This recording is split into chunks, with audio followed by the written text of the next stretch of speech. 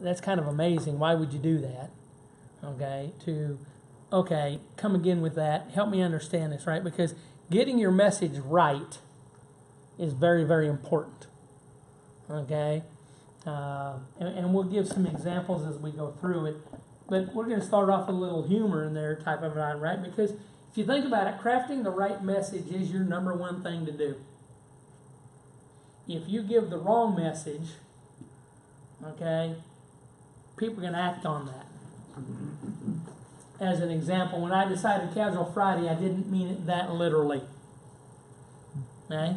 I've worked with companies where they've literally, I've walked in and they've got a Casual Friday, and about a 27-year-old woman comes walking in with a pair of white yoga pants and a shirt that didn't cover the waistline. It came down. It's kind of like orange polka dot underwear. That you can see through the pants. Oh, absolutely, because the yoga pants are thin. It's Casual Friday. I understand. But, this is literally too far. What is casual and what's acceptable and this kind of stuff. And that's what we work with them, right? You have to be very, very specific on certain elements. Because if you allow people to make their own interpretation of the message you are laying out there, they're going to take it and do it. Right? I had another individual that worked with me at Sprint. When we moved into the big campus out there, they had a very strict dress code. You could not wear anything denim. Well, that was too bad because the company went out and bought 40,000 denim shirts with the Sprint logo on them. And security was stopping them at the door because they're wearing denim. With Okay? Sprint on the shirt. With Sprint on the shirt. Didn't matter. Yeah, it was denim. And by golly, as a security agency, you told us these are not allowed, and you put us in charge, and our contract is based on doing the right thing. They started sending people home.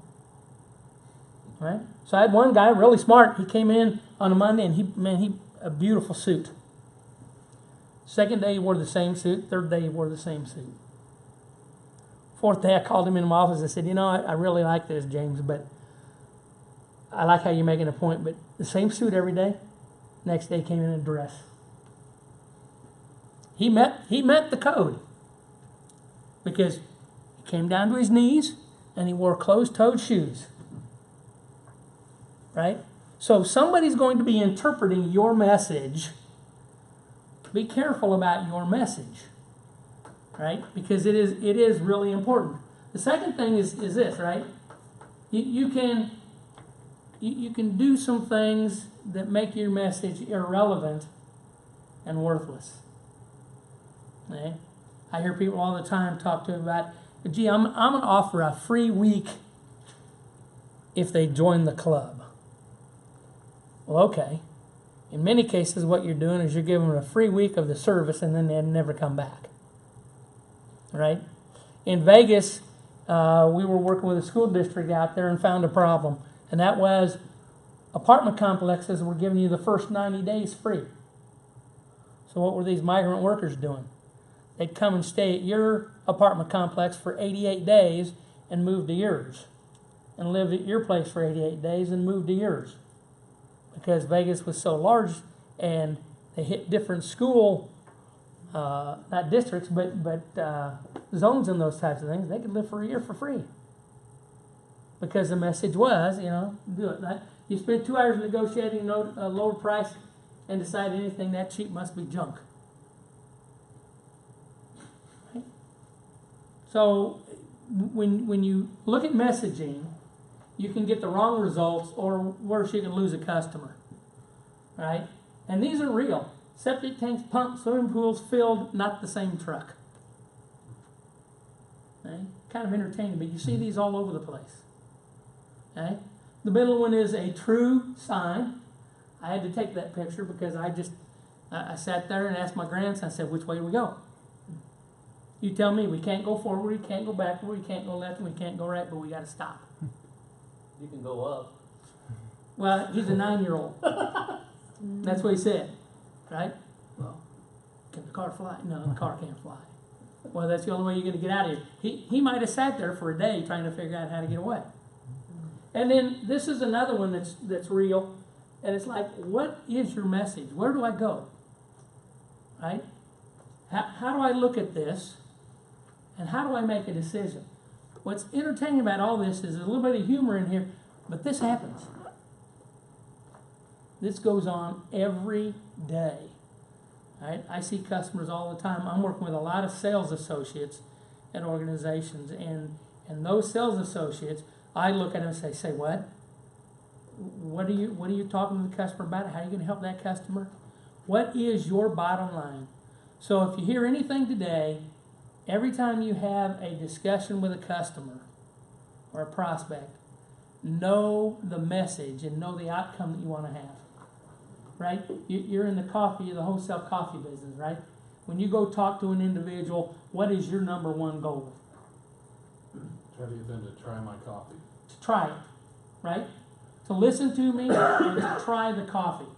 Because in your business, trying it, getting the taste, is much different than talking about the bag, talking about the beans, talking about how it's made and that kind of. The end result is, if I can get you to taste it, right, I've got a better shot of getting that business. Okay? Remember this, every interaction, whether you were running a business, starting a business, thinking about starting a business, dealing with your kids, dealing with your grandkids, every interaction you have with another person, you have the ability to win them, to lose them, or worse, make no impression at all. Right? I'm okay with the wrong message because I can recover. Right? I'm not okay with a message that leaves nothing. I had work done on my car Saturday, air conditioning. They cleaned it all out. They looked for leaks and they pushed Freon into it. Worked great for Saturday and Sunday. Today when I kicked it on, it was blowing hot air. Okay? So on my way over here, I called the company and tell them, can I talk to the manager? And I could tell that I had a young man, and he was, well, I kind of am. Okay, you either are or are not the manager. Well, no, I'm the shift lead. The manager won't come in until, half hour before we shut down tonight at 7 o'clock. Okay. I did this. What are you going to do for me? I can bring it in tomorrow. Well, bring it in and we'll take a look at it and we will decide if we're going to help you. Okay? If we're going to help you. Right? We will decide. He just didn't. He hasn't had enough coaching and experience on the job to say, Mr. Shore, bring it in tomorrow afternoon. We'll ensure the fact that we've got a person dedicated to work with you on your car, and we'll take a look at it. Chances are something didn't get completed. We didn't push some buttons in right, or something else. We didn't close it up, okay, or those types of items, right? I said, okay, I'll bring it in tomorrow. Are you working tomorrow afternoon? He says, no. I said, great.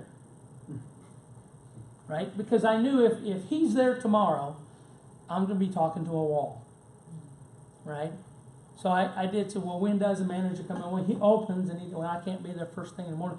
So now my message is going to be, I'm going to get up early, call the manager, set a time when he's there, let him know he has time to look at the records and come back with it, right? But the message was, did he win me? Did this kid win me or lose me? Well, he didn't win you. No, he absolutely didn't win me. Okay? Did he lose me? Not yet, because I want my car taken care of. And they're Right? responsible for it. Right. But he made one impression as, I don't want him anywhere around my car. Oh, yeah. Right? And if you think about it, this is interacting with your website, interacting with your marketing materials. If you call an individual up, if you email an individual, if you LinkedIn message them, you need to look at it and say, am I winning or losing, or leaving no impact? Which is worse? Losing or no impact? No impact definitely has a negative connotation because you're invisible. I may not even remember you. Okay? So that's why it's really important when we talk about the messaging to get it right. And what I would say is you want to have an impact that's relevant, meaningful, and unique. Okay? I collect ink pens. Unique ink pens. I've got one here that's navy blue and light blue. My son-in-law gave it to me. It's back to blue. He's a police officer. I also have several others that if you think about meaningful, they all write. Okay? I can write with each and every one of them. And some of them have more meaning than others. Here's an example. It's also a back to blue, but my son gave it to me, and it's in this. It's a rifle. He's a sniper on a SWAT team. Okay? So that's kind of meaningful. They're all relevant because they write. It's meaningful because my son gave it to you, and it's unique because it lines up with him. I have another wood grain pen, and it's got Sylvester the cat in pewter carved in it on the top. Okay? I normally go to business meetings with this in my pocket and with Sylvester sticking up because it breaks the ice with people. What you got there, right? And then you're off into the story and you're building rapport. And then this one is a tactical pen. Okay? It's a military pen. The reason I got it and it was unique, right, was it can write. It's got a little bit of a flashlight to it, but more important, on the back side, you can break windows. So if you're ever in the car, if you ever need to get into something, you just put it in hand and back and it'll pop that window. Right? So they're all kind of relevant. Two of them are meaningful because son and son-in-law gave them to me. And they're all somewhat unique. Right? Your message needs to be the same way. Will I remember what you said? Will I remember how you said it? Okay? And is it the message you wanted me to hear? So you're doing a lot with BI and artificial intelligence and machine learning? Okay? Well, I will when I raise capital. You will when you raise capital. Okay? But your intent is to take all of that and then help make a learning environment, right? Cognitive assistant, yes. Okay? And what is a cognitive assistant? Cognitive assistant is someone to help you make decisions. Okay? Give you information. Absolutely. And who will it be targeted at? Farmers. Farmers.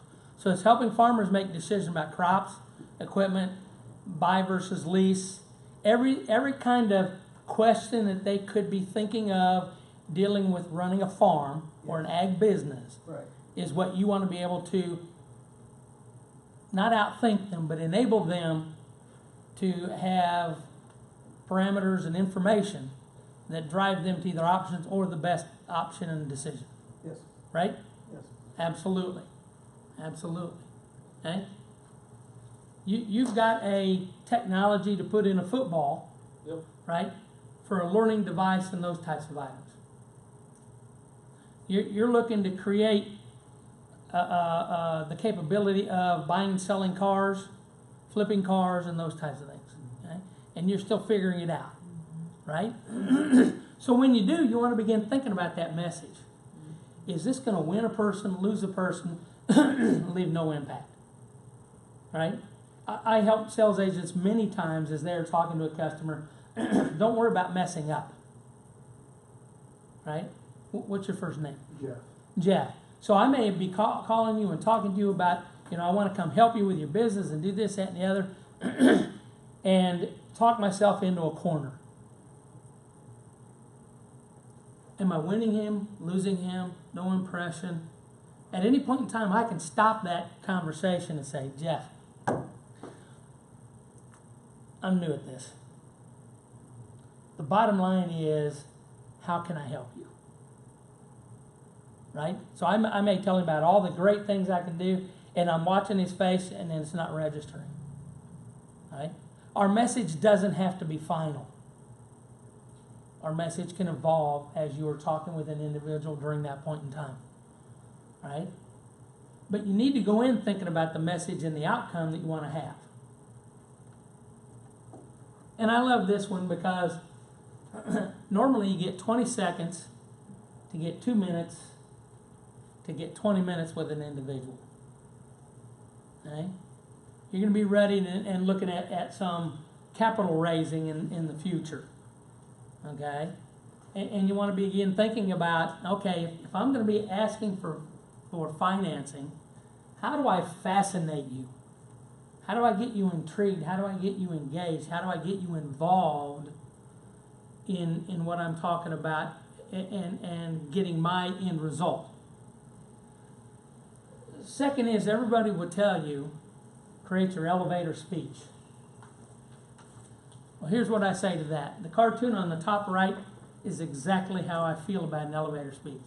I've got an elevator speech, an escalator speech, and just to be safe, a stairway pitch. Okay? It's got to be natural. It's got to be real. Right? I asked each one of you what you do when you came in, right? Because it's kind of my way of saying, say what? What do you do? How do you do it? What are you looking to do? And those types of things, right? So here's what I do. When people come to me and say, Pat, what do you do? I enable leaders to achieve more than they ever thought possible. I didn't tell you squat, did I? Right? But I got your attention a little bit. Because I have two that I use. Xander, it's real easy. I increase the speed of business, decrease risk, and grow value. That's what I do. Didn't tell you much, right? Because the real element comes next in the storytelling. But I've got to get your attention up front. Right? I may get lazy some days. What do you do? I'm a business doctor. I solve business problems. I come to your office, we talk about where you're going, what you're doing, talk about the main problems you have, and we solve them. We don't talk about them long, we solve them. Right? And executives will latch on to that. Okay? I don't sell coffee, right? I sell a burst of flavor. I make your mouth water with my coffee. See the difference? One is I'm selling a product. The other is my message to you is if you try this, you'll buy this. Just selling experience. Selling the experience. You're selling the outcome. Right? So down on the end, I didn't catch your name. I'm John. John. So John is talking to farmers. Okay? He's talking to co-ops. He's talking to seed dealers and those types of items. And as he's talking to them, right, what's he telling farmers he could do? Can help you take less risk and make more revenue. Okay? Not bad. Get greater yield. Yeah? You bet. I can reduce risk and grow revenue. Right? Pretty simple, right? But then he's got to really kind of share the meat and potatoes, right? I help you make better decisions. Or I decrease risk and grow revenue by helping you make intelligent decisions. Because the first part of this, the 20 seconds to get 2 minutes to get 20 minutes, is all about the key introduction. Can I fascinate you enough? Can I intrigue you enough? Can I interest you enough to say what? Say what? Because I want them coming back and having me explain or share more about it with each individual. Make sense?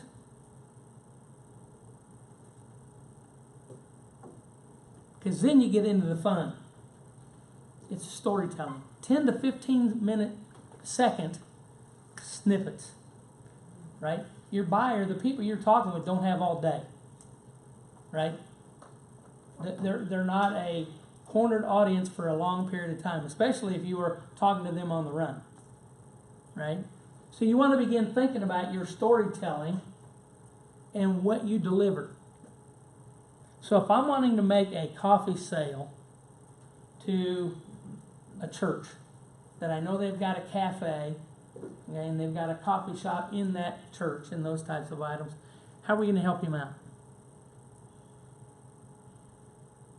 How should he approach an individual that is making the decisions about buying products?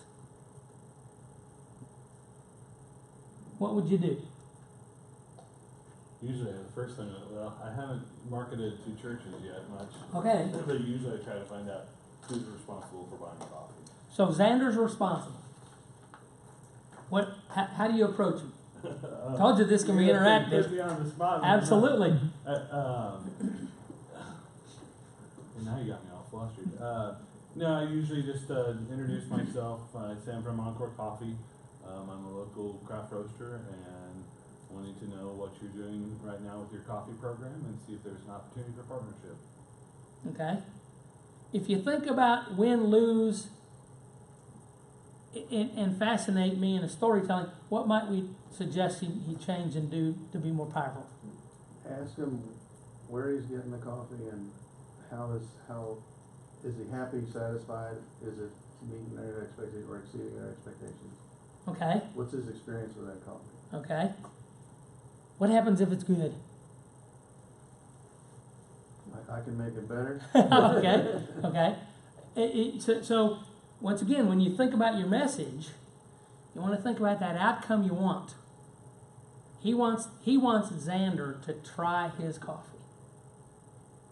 Okay. So when we're sending our messages, what we are taught growing up is explain how. Okay. When you think about say what messaging, I don't care about the how. Right? I don't care about who he's buying his coffee from, whether he likes it or not, and those types of items. I will ask questions to get to him saying yes to me. I know I've got 4 flavors right now, right? 4 core flavors that I have as I move forward with it. Okay? So I might look, Xander, Pat Shore from Encore Coffee. We are the company that makes your mouth water every time you have a cup of coffee. Right? So I'm getting him to kind of think about the passion, the emotional, the pizzazz. It's mouth watering. We have found that most people enjoy these 4 flavors. Bam, bam, bam, bam. Which one do you want to try? Notice I didn't give him a choice. He's going to try it. Right? He's going to have a cup of coffee. I asked him which one he wants to try. So my message once again is it's emotional. It's memorable, right? I want my success as a part of that. So I want him to try one. I don't care which one, but I want him to try one. And I now made it his choice. Well, gee, you know, I may want to try them all. Or could I try them all? Right? The other words were, from our experience, these are the top 4 flavors that people have bought. I've now just shared with him, I may have 4, I may have 10, but I've just told him the top 4 I've got with me. Okay? And I'm sharing in those types of things. Okay? I don't drink coffee, but I love the smell of coffee. Right? He may go, you know, when you're brewing your coffee, do you like the robust smell, the aroma, and those types of things, right? So I'm thinking of that 10 to 15 second story that I really want to get him into. Okay? if I am in the car flipping business, right? I'm finding cars, I'm working on cars, and I'm flipping cars. So as part of fixing them up, you're either tinkering with them yourself, or you've got to have a person or people that you can outsource that to, right? So you may be looking for people or ways to car finder, car fixer, and then driving the cars out, right? You may begin looking, say, your message. Children? 2, 2? How old? 14 and 10. 14 and 10. So you haven't experienced the drivers yet, okay? But because this might be a message that you begin storytelling, right? Because I can do a storytelling, right? I can say, hey, Jeff, when it was time for my kids to buy their first car, the most important thing to me was safety and security. I wanted a car that I knew was as safe as a car can be, but more importantly, wasn't going to leave them standing on the side of the road. That's why every car we take today, we manage it and fix it like our children were driving it, right? Nothing more powerful than that. This is my kid certified. I don't care about Midas and GM and Napa Auto Parts. This is my kid certified. What's that mean? It means I put my kid in that car. Keep it real. Right? Mm-hmm. Well, it's also doing a couple things, right? It's taking your storytelling. It's taking a real emotional item and a safety item and putting it all together. Right? Because I can tell you, I flip my cars every 2 to 3 years. Have since I was 19. For one reason and one reason only. Our cars were always broken down on the side of the road. I'd be going to ball games, I'd be on the side of the road, waiting for another parent to drive by to pick me up and take me to the game because dad's car broke down. And I made the decision when I was old enough to say, I will never have a car that has a problem. Right? I'll dink with it here and there a little bit. I'll get some tires put on and I'll do some brakes. But the minute in my head that car is no longer reliable, that car's gone.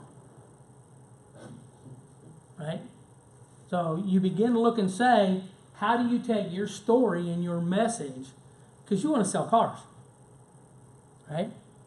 And in the used market, unless you're buying higher end cars, okay, you've got a lot that is competing, but your buyers are different buyers.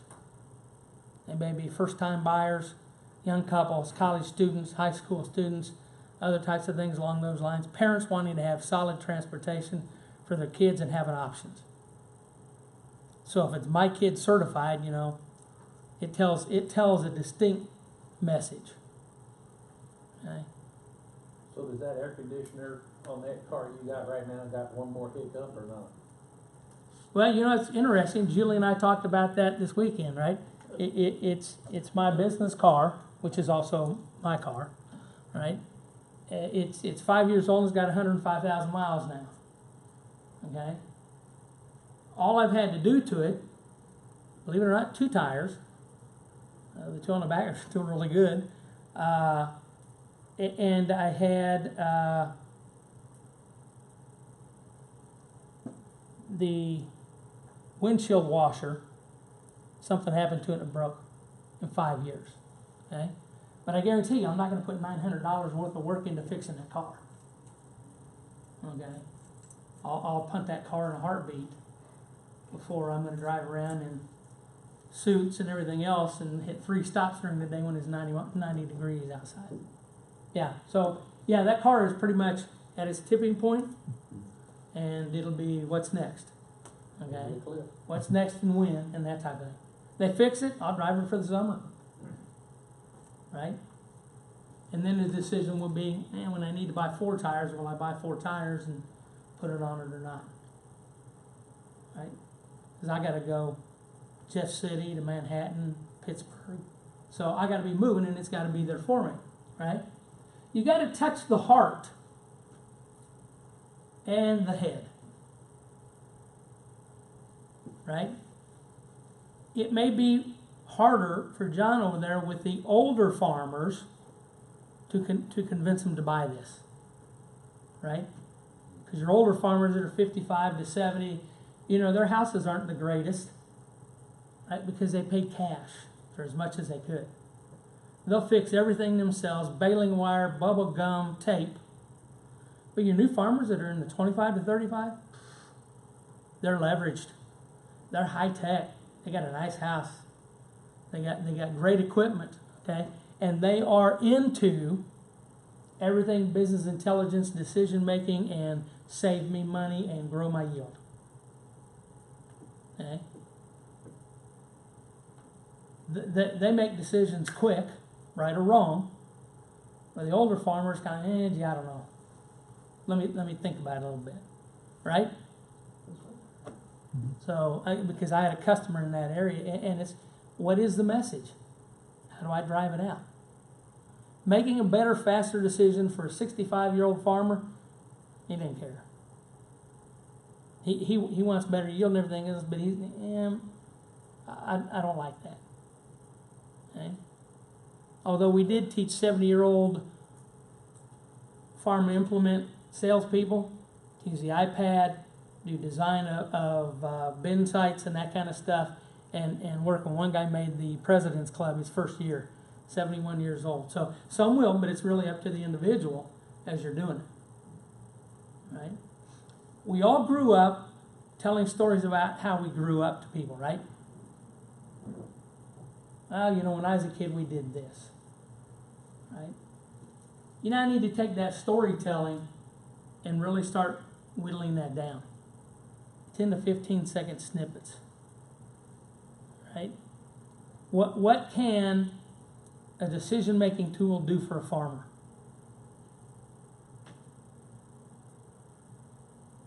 Just on the sales end alone, right? What are happening to commodities? What are happening to futures? What are happening here? Right? And knowing and seeing the trend and the prediction, this kind of stuff. I'll hold on to my stuff because it looks like in the next 2 days it's going to go up.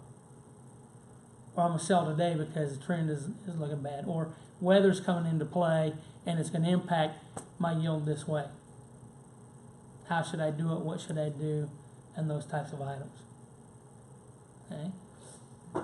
So part of that storytelling for John is, I want to go out to Iowa State University and Kansas State, and I want to start talking to agronomists and future farmers of America and educating them a little bit on the message. Farming didn't like your dad. Okay? Your equipment, the science that goes into the ground, what chemicals you use, what pesticides you use, what formula you use, and the farmers are taking that back from Dow and Pioneer and others. They're telling them, here's what I need. Agronomists are going and sampling the soil and telling them you need X amount of water, X amount of talcum, gaucho, to a certain mixture and this kind of stuff. And everybody else in the industry is now having to really build their equipment to manage that.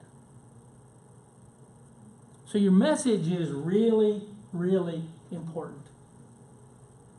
But talk to them on the sizzle and the end result of what you want out of it. Take into consideration their needs and their I want statements. But learn how to tell those stories. So now when I talk to people, Xander Paxor from IntelliThink, we're a strategic innovation group that help leaders achieve more than they ever thought possible. Let me give you an example. Work with a company. They were doing $5 million a year. They were looking to grow the organization just like you are. Okay? We came in a matter of 6 months, put a new sales model in place, put a dealer network in place, and they're doing $18 million after 3 years. That's 10 to 12 seconds with the talk. Remember, we got 20 seconds to get 2 minutes and 2 minutes to get 20. Okay? Trade show, right? Somebody comes up, what do you do in IntelliThink? We're a business doctor. We solve business problems. What's the number one problem you have today? No, really, what do you do? I solve problems. Let me give you an example. Boom. Problem one. Husband-wife team owned the business. The wife owned it to begin with. The husband left a Fortune $5,000 job, Fortune 500 job to come to work for her because she needed help in technology. She wants to fire him. He wants to fire her. What would you do? Right? Well, I haven't thought about that. Yeah. Are you a family-owned business? Yeah. How many sons or daughters or cousins and aunts and other things do you have in the company? Oh, a bunch. Okay. How does that work? Do they call you dad? Do they call you uncle? Do they call you babe? What do they call you? Yeah. So your family business isn't very professional. Or it isn't as professional as you'd like them to be. You know, yeah, you're kind of right. I need to work on that. Great. Let me tell you a story. Right? And I've got permission on these Bogdan chocolates. Father, son, and mom.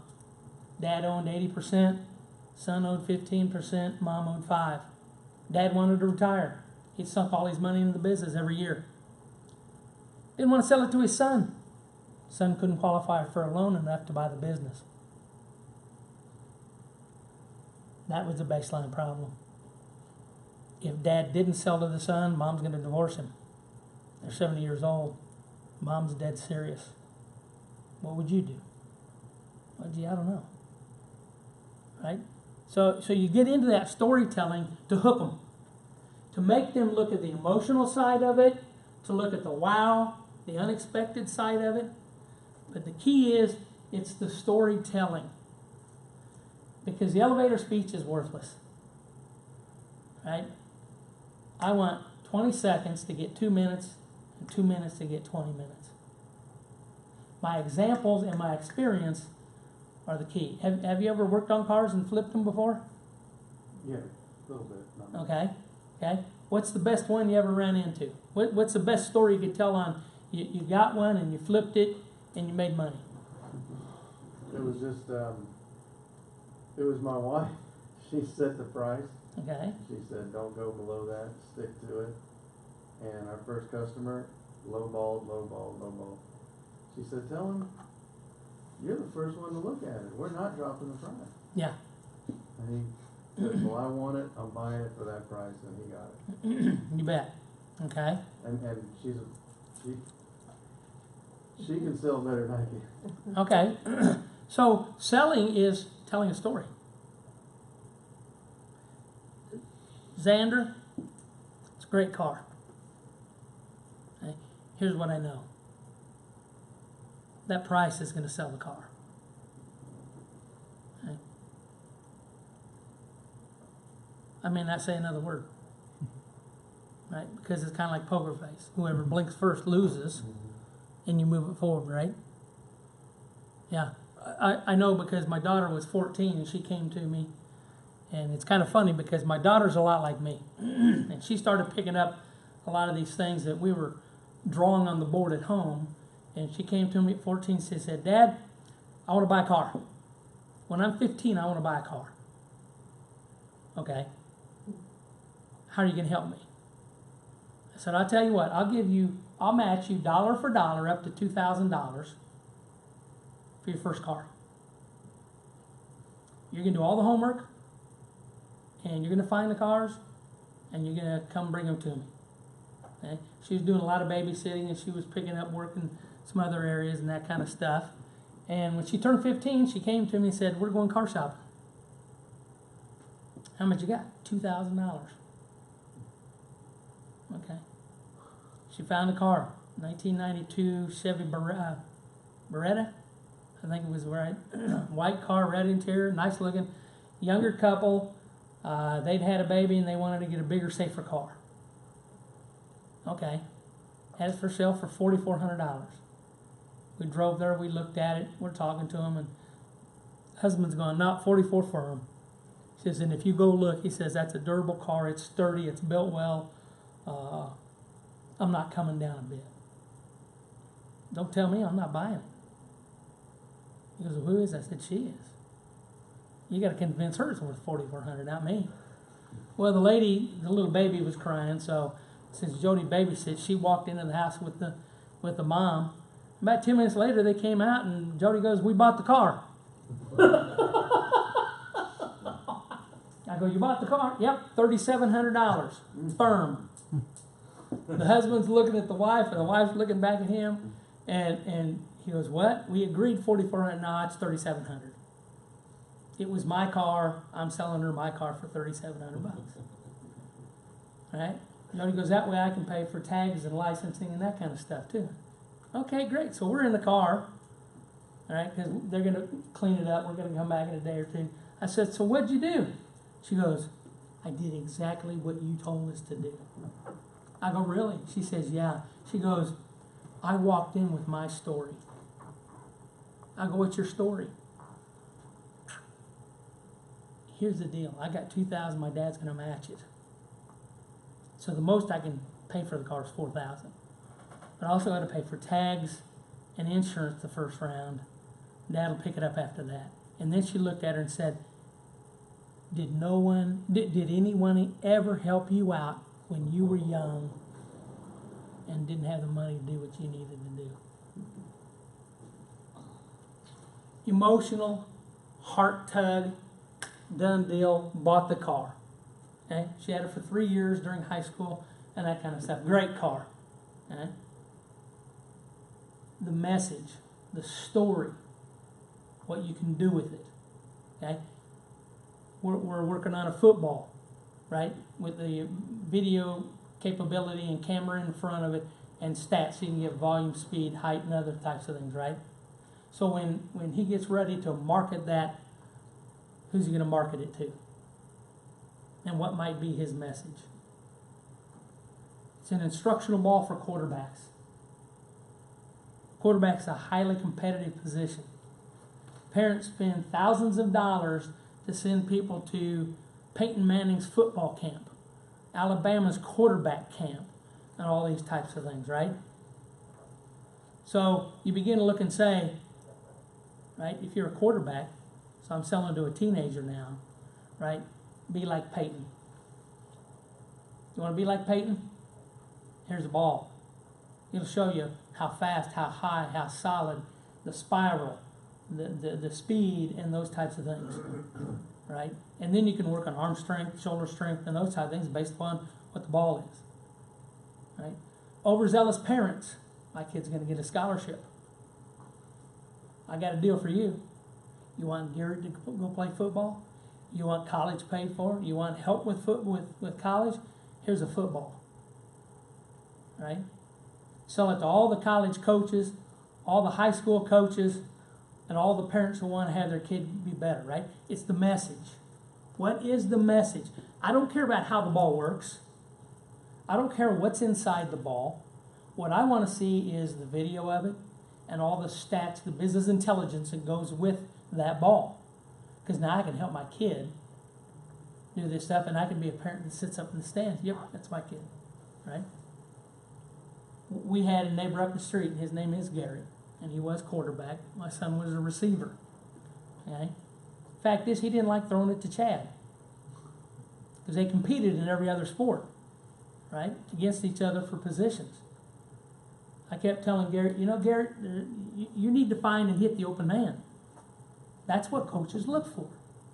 They both went down to Snyder's football camp. Garrett got rated low in the scores. Well, why? You're not looking for the open man. You zone in on one person all the time. And we told you, if you're only going to throw to Mark, if you're only going to throw to Jill, and if you're only going to throw to XYZ, you're not going to make it. Right? Or, you got to work on arm strength. How am I going to gauge my arm strength? I can go do all the exercises, but how am I going to gauge it? His ball. Right? The message is so important, and the story. Right? The story is the key. Now, here's what I'll tell you as well. You want to fascinate that prospect, that buyer. Okay? This comes from a book called Fascinate Me by Sally Hogshead. If you can't remember the book Fascinate Me, just remember Hogshead.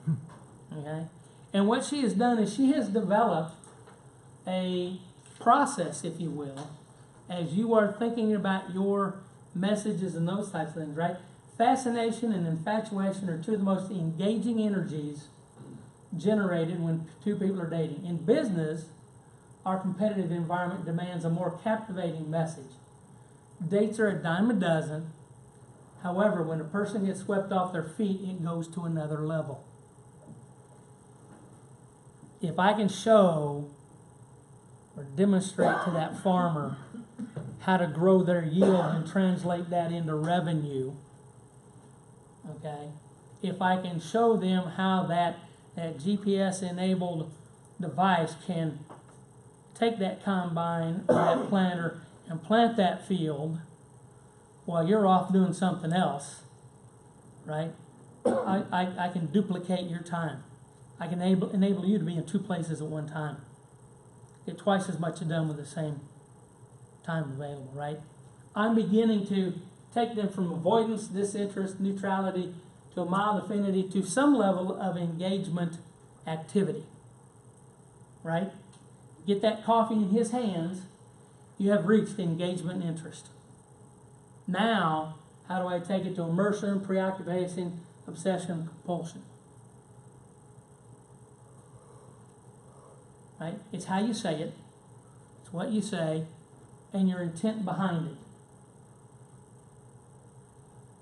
And think of it this way. Fear of missing out. If I'm a young farmer and I go to tech seminars and trade shows and the big Husker harvest and farm, I forget what it is, farm something in Illinois. You've got, I'm interested. I want to find out what's going on. If Charlie is able to get more yield than me, I want to know how he did it. I want to ask questions, right? So you begin to look and say, don't be left out. Don't be the guy that walks into the cafe at noon and everybody's over here huddled over some spreadsheets or some papers and the laptop and this kind of stuff. You want to be right there. You want to be a part of it. You don't want to be left out, right? High school kids, and this is what we helped the guy that bought and flipped cars back in the middle 80s, okay, that left Sprint. Basically said, you know, I'd go to every high school. I'd hand flyers out, right? I'd put them on cars. I'd go, you know, the night PTA's in, I'd stick them under the windows and those types of things, right?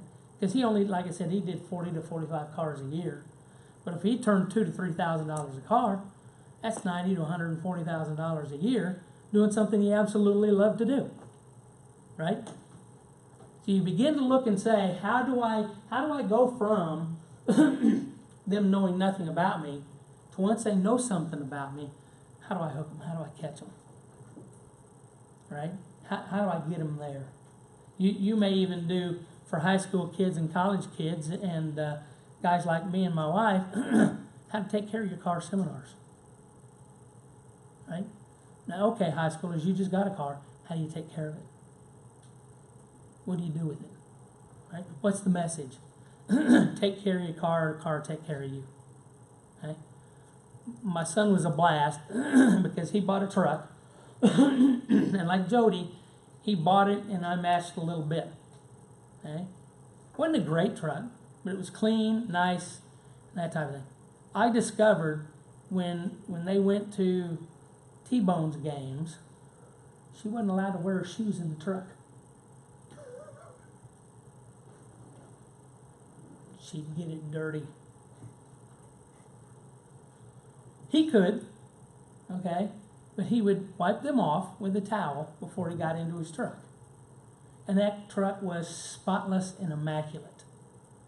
Okay? Chad, you grew up with me. My car gets washed when it rains. Okay? I love it, but what made you do this? Right? Well, when our insurance guy talked to me about it, you know, keep your car clean, keep it well maintained, you know, and those types of things, and it'll run and keep moving and those types.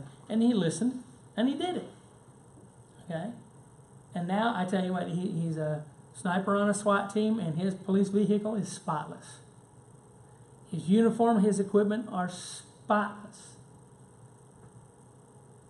The garage is a mess. All the kids' toys. The important things, right, are immaculate and clean.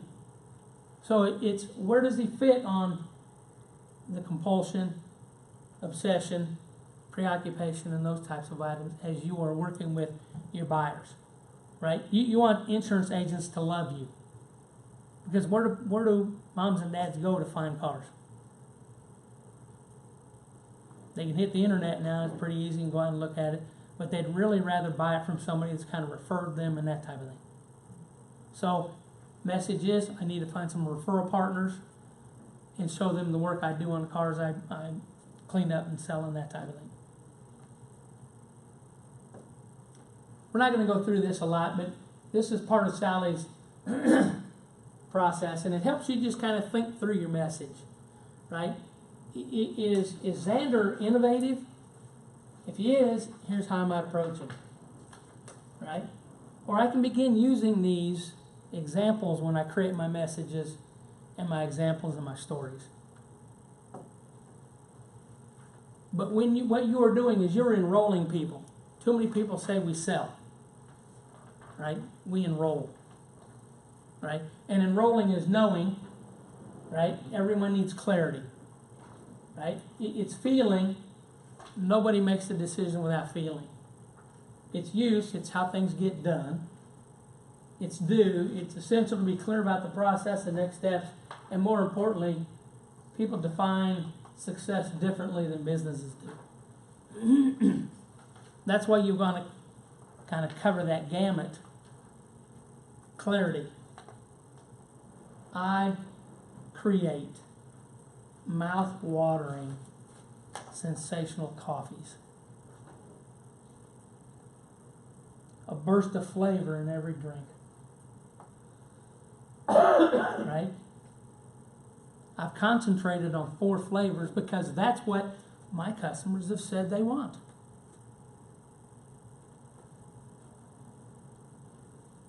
Here's how I brew it. Here's how I create it.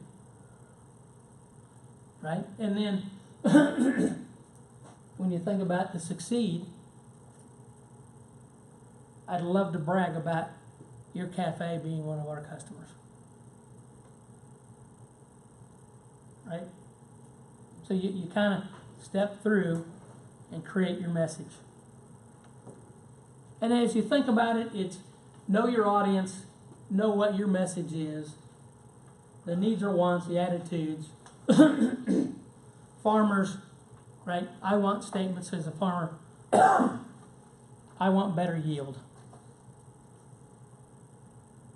I want to feel I'm in control versus the weather. I want to have options when I harvest. Okay? I don't want to spend all my time farming. I don't want to be a 7 a.m. to 10 p.m. farmer. Right? So you begin to look at their needs and attitudes and hot buttons, and then you look at your bottom line message and how you intend to deliver it. Xander, you know, I really appreciate you being a farmer and providing crops to everybody and feeding me and my family. I want to help make sure you're 30 years old, that your farm is around for the next 100 years. Long-term sustainable operation. I thank all the older farmers that have toiled and struggled, okay? I want to help you do it just like an 8-to-5 job. I know it isn't, but I want to move along those lines. And with our equipment and our technologies, here's how we do that. Boom, boom, boom, because I've got my supporting points, clarity, and those types of items, right? So that message can be crafted really pretty quick, voiced out, tested, and those types of items, right? I've got a football. Know your audience. Xander, I understand you run 4 or 5 quarterback camps a summer. And you average 25 to 50 quarterbacks in a session. What if you could do 60 to 70 of those quarterbacks in a session and get instant information? What if I could eliminate 8 of the other 12 coaches that you have to pay with the technology that scores all the pieces that they're manually looking at? How'd you like to get rid of all those radar guns that people are using to gauge the arm speed and the speed of the ball and those types of things? We can do it. Boom. Right? So you don't, doesn't have to take long. It doesn't have to be really fully thought out. The key thing is start building your messages and start testing those messages. And these are just some tips to help you. And then it really kind of says, okay, how do I get to the point? How do I make it clear and precise, easy to understand? And is it going to be written or verbal? Is it going to be in person? Am I going to do questions and answers and those types of things? And what's the intensity